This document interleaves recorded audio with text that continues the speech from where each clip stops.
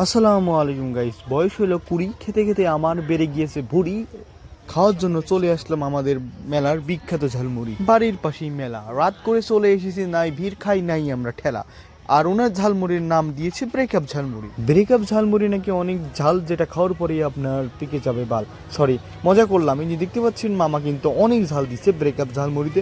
আমরা দুইটা অর্ডার করলাম, আমাদের তো ব্রেকআপ হয় নাই, তবু একটু খায়া চেক করে দেখি।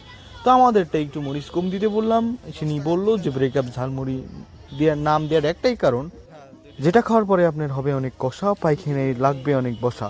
যাই হোক, তখন পায়খানায় বসে বসে আপনার এক্সের নাম ধরে জোরে জোরে চিল্লাবেন এবং শান্তিতে হাঁকবেন। মজা করলাম। আর নতুন হলে অবশ্যই সাবস্ক্রাইব করবেন। ছোট্টখাট্ট একটা মেলা, এইখানে অনেক মানুষ ছিল, আমরা ফাঁকে দাঁড়িয়েছি, খেতে চাই না ঠেলা। এই জন্য ভালোভাবে আমরা ভিডিওটাও করতে পারি না, এই পর্যন্ত করেছি আপনাদের দেখানোর জন্য কষ্ট করে। আর আপনারা অবশ্যই সাবস্ক্রাইব করবেন। আর আমার প্ল্যান, আমি মিস্টার বিসের মতন ভিডিও বানাবো আমাদের এলাকার সবাইকে নিয়ে। তো আপনারা যারা যারা নতুন, তারা অবশ্যই সাবস্ক্রাইব করবেন, আপনাদের কাছে ছোট্ট একটা অনুরোধ। আর এই মামা এখানে নানান রকমের মশলা মিশাচ্ছে, আর এটা প্রমাণ খাওয়ার জন্য, টেস্ট করার জন্য আমাদের রাহেন বাবু, যাকে একটু আমি একটু আগে পান খাওয়াই নিয়ে চলে এসেছিলাম।